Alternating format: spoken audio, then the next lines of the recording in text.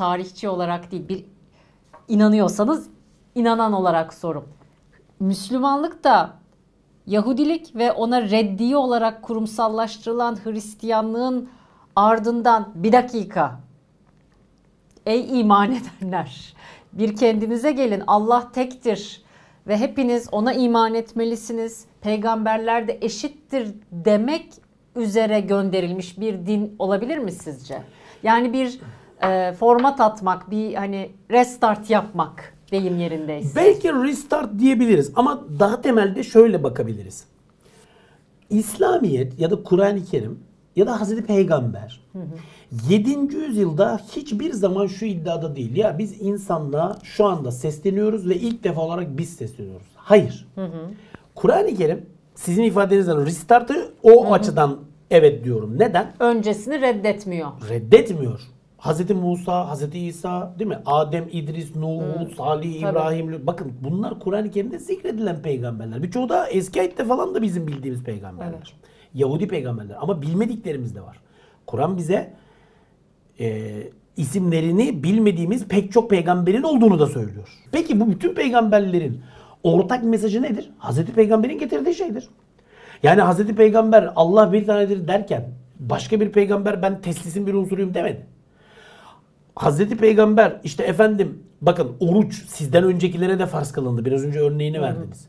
Bakıyorsunuz evet gerçekten de öyle. Bazı hükümlerde coğrafyaya ve döneme yönelik güncellemeler var. Önceki kavimlere mesela haram kılınan bazı şeylerin sonraki peygamberler tarafından helal kılınması gibi bazı spesifik, özel durumlar var. Ama günün sonunda son tahlilde bütün peygamberlerin getirdikleri mesaj aynı.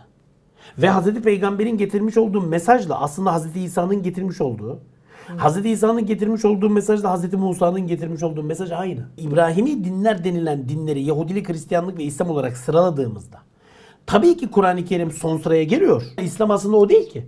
İslam Hazreti Musa'nın da getirdiği din. Hazreti İsa'nın da getirdiği din. Bakın Allah bize Hazreti İsa'nın havarileri ne demişler? Biz Müslüman kimseleriz demişler. Kur'an-ı Kerim'de böyle geçiyor.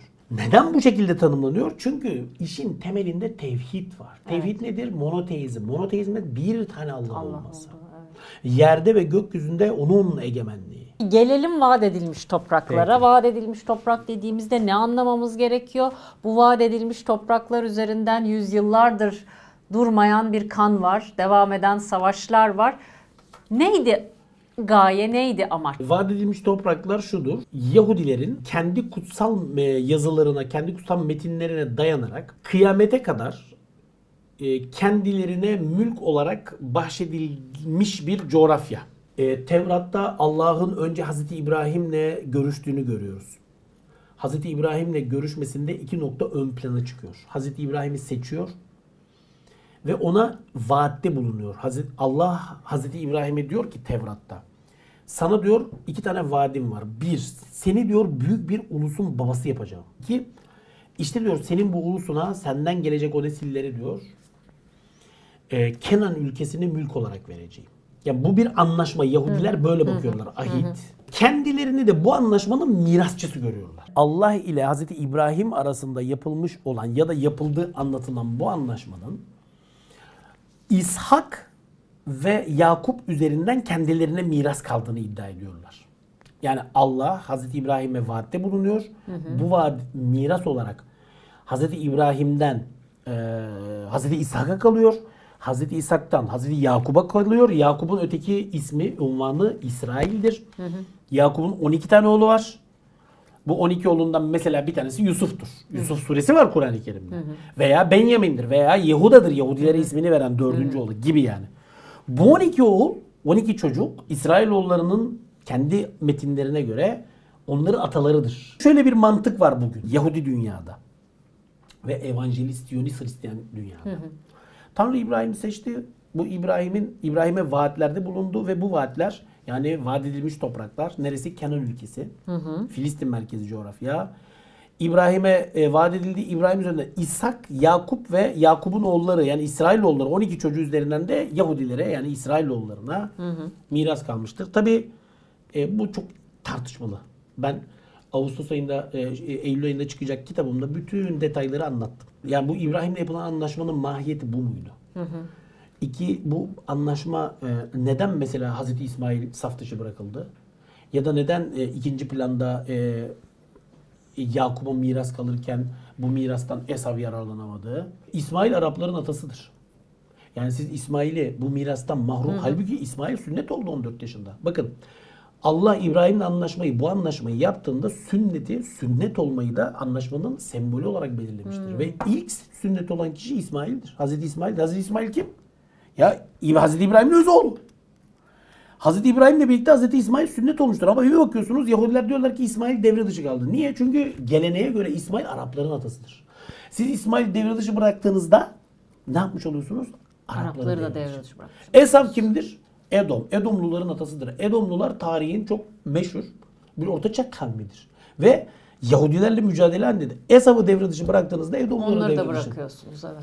Bir peygamber olarak Allah'ın Hazreti İbrahim'le görüşmüş olması, ona vahyetmiş olması, bir takım vaatlerde bulunması çok mümkündür. Ama bu vahyi mevcut formuna bürüyenler sonradan bu metinleri kaleme alan yazarlardır. Evet. Ve bunu kendilerine göre yapmışlardır. Yahudilerin kutsal yazılarında özellikle Hazreti Musa'dan sonraki süreçte Yeşu ile birlikte İsrailoğulları kavminin ilk defa olarak Kenan ülkesine girdiğini ve burayı ele geçirdiğini anlatıyor. Askeri olarak. Bakın bu da tartışmalıdır. Yahudiler, İbraniler, İsrailoğulları, Yahudi ifadesi yanlış olur, anakronik olur. İbraniler diyelim. Hz. Musa'nın sonrasındaki süreçte Kenan ülkesine, bugünkü Filistin merkezi coğrafyaya giriyorlar ve orayı askeri başarılarıyla ele geçiriyorlar. Sonra Samuel döneminde bir peygamberdir Yahudilerin. Saul adında ilk kral atanıyor. Saul'dan sonra Davut ve Süleyman, Yahudi tarihinin zirvesi. Siyasi anlamda Kudüs, işte tapınağın inşası falan hep bu dönemdedir. Kudüs'ün fethi falan. Fakat Süleyman'dan sonra işler hiç de umulduğu gibi olmuyor. Yani Süleyman'dan sonra bakıyorsunuz krallık ikiye bölünüyor. O 12 kabileden 10 tanesi kuzeydeki İsrail krallığında, ikisi güneydeki Yahuda krallığında. Simge Hanım 200 yıl sonra tabii çok istikrarsız bir yaşamı var bu iki krallığında. Asurlular geliyorlar. Asur hükümdarı İsrail kuzeydeki Şekem, Nablus merkezli İsrail krallığını tarih sahnesinden siliyor. Yıl M.Ö. 722. Ve buradaki 10 kabileyi, hani bir önce anlattım ya 12 kabileden, şimdi niye 12 kabile diyorum? Çünkü 12 tane çocuktan türeyen her bir soy kendi bir oymak olarak, ayrı bir kabile olarak tanımlıyor. Yani ataların her biri sonraki soyların atası oluyor. O Yakup'un çocukları, İsrail'in çocukları yani. Şimdi 10 tanesi İsrail krallığında. Peki bu devlet yıkıldığında ne oldu? Bizzat Tanah metinlerinin anlatımına göre Asurlular bu 10 kabileyi aldılar, Asur ülkesine, Mezopotamya'ya sürgüne götürdüler. Bunlar bir daha sürgünden geri gelmedi. Şu anda bile birçok Yahudi bunların eninde sonunda bir yerden çıkacağına inanıyorlar. Bu Sambatyon efsanesidir. Kayıp 12 kabile efsanesi. Yahudiliğin en meşhur antik çağdan bugüne kadar kalmış mitik anlatılarından bir tanesidir. Bunlar gittiler. Nereye gittiler? Çok muhtemelen orada yerli halkların arasında karıştılar, kaynaştılar. Sahneden silindiler, gittiler.